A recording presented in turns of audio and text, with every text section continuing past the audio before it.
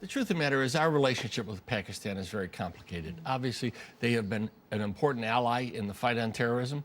They've been the victim of enormous amounts of terrorism. But right now, they have taken some steps that have given us reason to pause on some of the aid which we were giving to their military.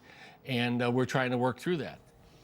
Well, let's talk about this in a little more detail. We're joined by Shahid Qureshi, who's the London correspondent for the Pakistani daily Frontier Post.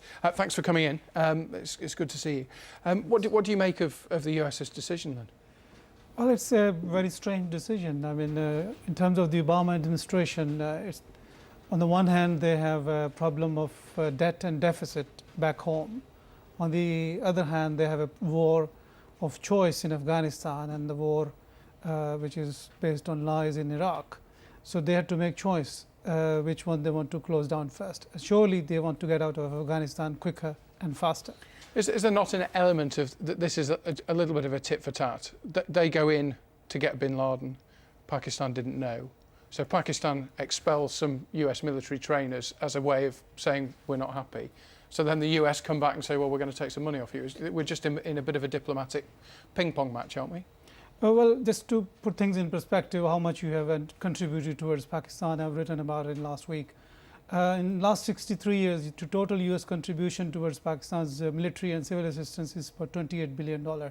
So this is a drop in the ocean. And the US is spending about $7 billion a month in Afghanistan at the moment. And in terms of the Pakistan's economic and human losses, they are more than $68 billion up till now.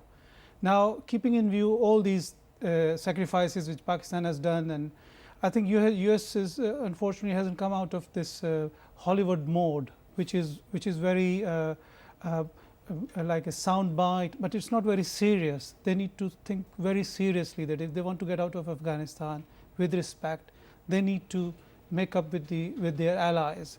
This keep coming back and forth kind of relationship. They did the same thing in '79 and '88 when they left Afghanistan after the Soviet invasion. They're doing the same thing. $800 million is not a lot of money for the US and for Pakistan. Pakistan is not going to die because they're not going to give $800 million. But at the same time, the trust deficit. They might have good people or good friends or good agents, as some people call. But the person standing with the gun on the border have lost trust with the US as a friend. And that trust needs to be restored.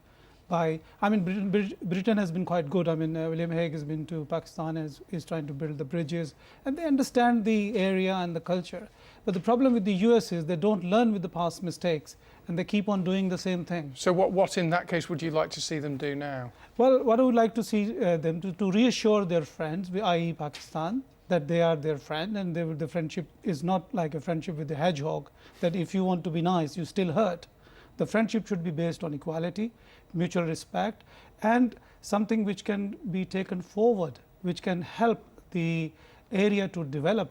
Now, the back home, the loss is $7 billion a month, is a lot of money for the US taxpayers. Keeping in view the 150 Al-Qaeda suspects left in Afghanistan, now $7 billion is a lot of money to justify to the US taxpayers. Shahid, I'm sorry we're out of time, but we'll have to leave it there. But thank you very much indeed for coming in to talk to us. Shahid Qureshi from the Pakistani daily Frontier Post. Just over the border from Pakistan, dozens of people are reported to have been killed after two passenger trains derailed in separate locations in northern India. At least 31 people died and 100 were injured after one train came off the rails in the state of Uttar Pradesh. Another service was later derailed by an explosion in the northeastern state of Assam. The cause of the blast hasn't been confirmed, but the region is home to a number of separatist militant groups. Syria's main opposition groups have boycotted the first 2 days of talks with members of the ruling Ba'ath Party. The government says the meeting is aimed at